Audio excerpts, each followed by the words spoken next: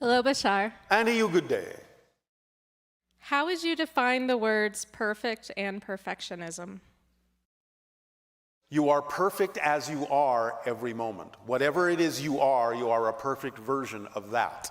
It doesn't mean you won't change, because you always change, and you become differently perfect as you are in that definition of that moment.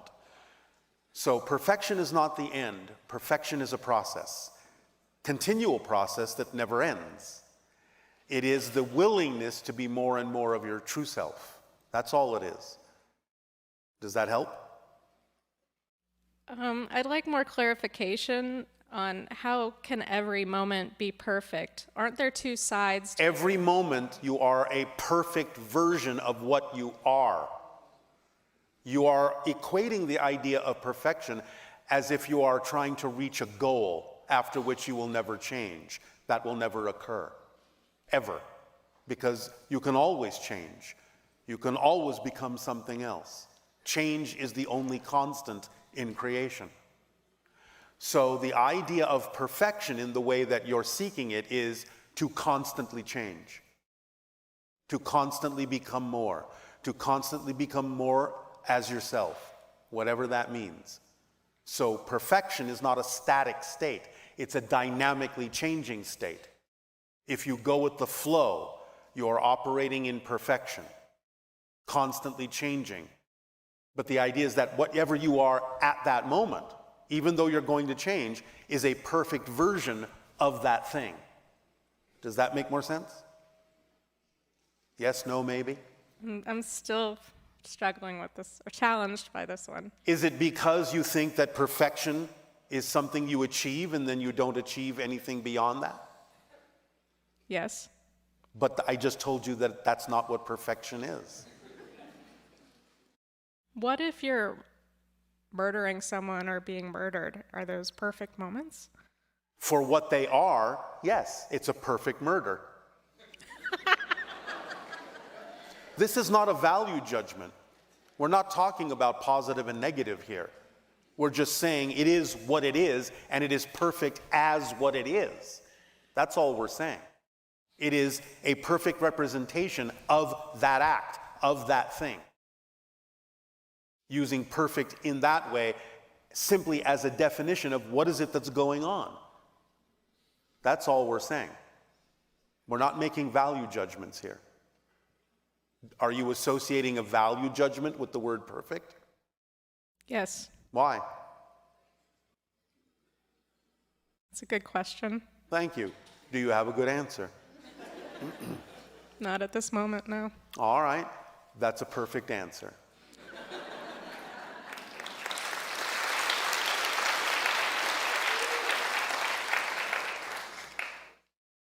Do you understand that change will never end? I guess I haven't internalized that. What do you think it would look like if you achieved perfection? Can you describe it to us? I feel like Give us an example. I'd be out of debt, I'd have lots of money, I'd have... Oh, I see. This is all connected to finance. Well, my body would be healthy, I'd be in a state of joy and ecstasy all the time. Your body would be healthy. All right. You would have all the money you want. Do you understand that there are different forms of abundance? I do. Do you?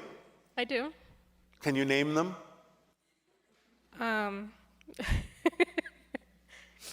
Outside of finance, there's also health, and that's all that's coming to my head at the moment. All right. Health is a good answer, but outside of the exchange of money on your planet, which is a viable symbol of abundance, being given a gift is a form of abundance. Having something to trade is a form of abundance. Synchronicity is a form of abundance. Imagination is a form of abundance. Communication is a form of abundance. Because abundance is simply the ability to do what you need to do when you need to do it. That's all it is. So the idea is that if you focus only on one form, you're closing the doors through which other forms can come. You're invalidating all the other forms. when the natural act is to be open to all forms of abundance, so that in acting on your passion, whatever forms need to be there to join together to create the 100% abundance that will allow you to continue to act on your passion can then flow together and happen and support you. Maybe it will be a little bit of money. Maybe someone will give you a gift. Maybe your imagination will be inspired to think of a way you can do things that you hadn't thought of before that won't require as much money. Maybe you can communicate something to someone that they find valuable, and they will support you in a certain way. You have to let all the forms of abundance come together to support you. Don't limit the idea of what abundance means. Does this help? It helps. Thank you. You're very welcome. See, information is a form of abundance. On the topic of information, I was wondering, what would you say if I wanted you to spoil my surprises or open one of my presents? Every time I've heard you say that, I've always wanted somebody to say yes. All right. What present would you like me to open? What I'd like to know about my future, or the best. What is the highest vibrational version of myself doing in a parallel reality right now? What is your strongest passion that you're not acting on? I love fantasy art, but I'm actually taking action on it. Are you taking all the actions you can? And what is your art? I'm working on t-shirts that are either dragons or spirituality related, and is that the highest expression of your art that you can imagine? No, it would actually be fantasy book covers. Are you acting on that? Am not. Why not? I guess the opportunity just doesn't... Oh, you mean you haven't created an opportunity yet? Yes. Then why don't you create an opportunity? I will do that now. All right. Then now you know your future.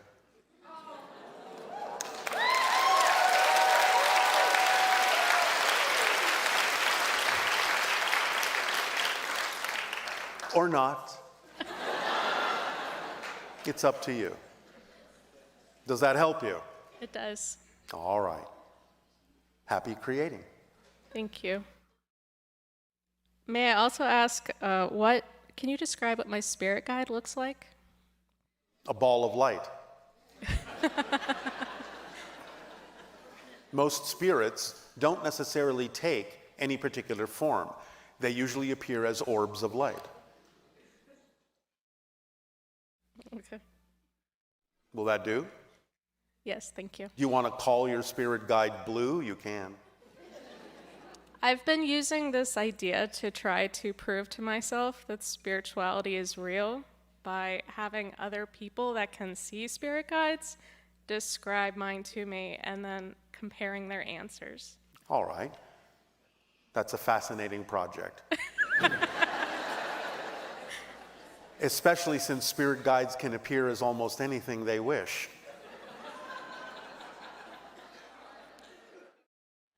Is there any other way I can prove spirituality to you? Be more spiritual.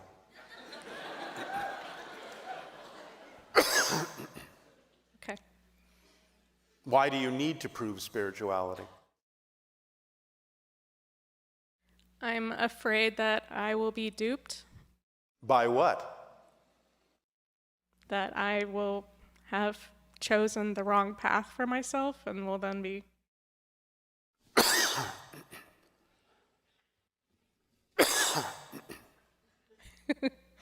Bless you.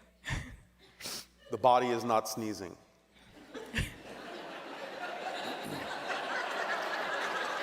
But thank you for your blessing.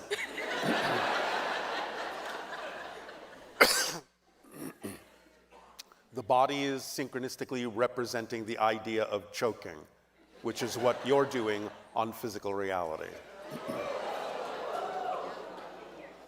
Suffocating. The idea is you are a spirit. Are you afraid that you will not continue after you die? Is that why you're trying to prove it? To a degree, yes. Do you understand that you cannot cease to exist? I fluctuate between believing and not believing. It's not about believing. Do you understand how things work? Do you know that once you exist, which obviously you do, you cannot cease to exist? You can change form, but you cannot cease to exist. I don't know it, no. Existence is its quality. That which exists cannot become non-existent, because by definition, non-existence doesn't exist. That's its quality, to not exist. So that which exists cannot become that which doesn't. Do you understand this concept? I think it's a fun wordplay, but I can't internalize it. All right. Then I would caution you to simply not worry about it. To live your life as fully as you can, to follow your passion. For even if it were true that there is nothing else afterwards, why not live the fullest life you can anyway?